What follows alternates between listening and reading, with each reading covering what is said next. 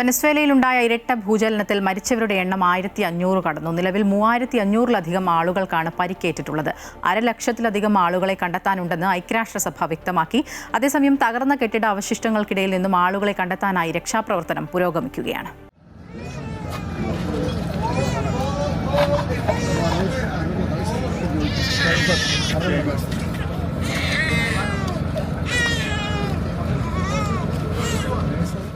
കൈക്കുഞ്ഞാണ്.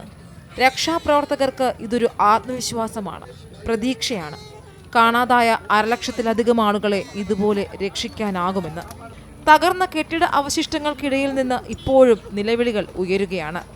രക്ഷാപ്രവർത്തനത്തിനായി ആധുനിക യന്ത്രസാമഗ്രികൾ ഇല്ലാത്തതാണ് വെല്ലുവിളിയായി തുടരുന്നത്.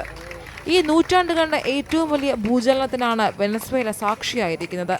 40 സെക്കൻഡുകളുടെ ഇടവേളയിലുണ്ടായ ഇരട്ട ഭൂചലനത്തിൽ വെനസ്വേലയും തലസ്ഥാനമായ കാരക്കാസും തകർന്ന് തരിപ്പണമായി. ഏറ്റവും കൂടുതൽ നാശനഷ്ടമുണ്ടായ തീരദേശ മേഖലയായ ലാഗ്വേറയിലേക്ക് പ്രവേശിക്കുന്നതിന് അധികൃതർ നിയന്ത്രണങ്ങൾ ഏർപ്പെടുത്തിയിട്ടുണ്ട്. ഇപ്പോഴും 100 കണക്കിന് ആളുകളാണ് ഈ പ്രദേശത്ത് കുടുങ്ങിക്കിടക്കുന്നത്. പലയിടങ്ങളിലും രക്ഷാപ്രവർത്തനം മന്ദഗതിയിലാണെന്നും യന്ത്രസാമഗ്രികളുടെ കുറവുണ്ടെന്നും ആരോപിച്ച് ജനങ്ങൾ പ്രതിഷേധവുമായി രംഗത്തെത്തി.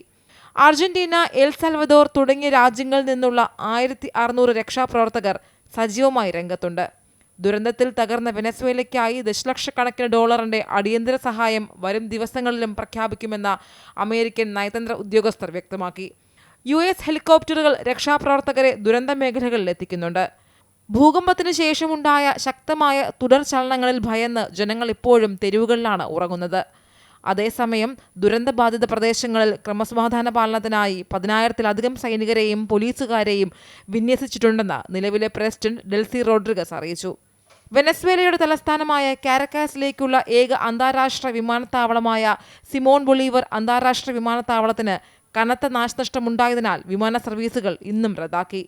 ഐക്യരാഷ്ട്രസഭയുടെ പ്രാഥമിക കണക്കനുസരിച്ച് ഭൂകമ്പം മൂലം $670 കോടി നാശനഷ്ടമാണ് വെനസ്വേലയ്ക്കുണ്ടായിട്ടുള്ളത്. കഴിഞ്ഞ ബുധനാഴ്ചയാണ് വെനസ്വേലയിൽ 7.2, 7.5 തീവ്രത രേഖപ്പെടുത്തിയ 2 ഭൂചലനങ്ങൾ ഉണ്ടായത്. International desk, Amrita TV.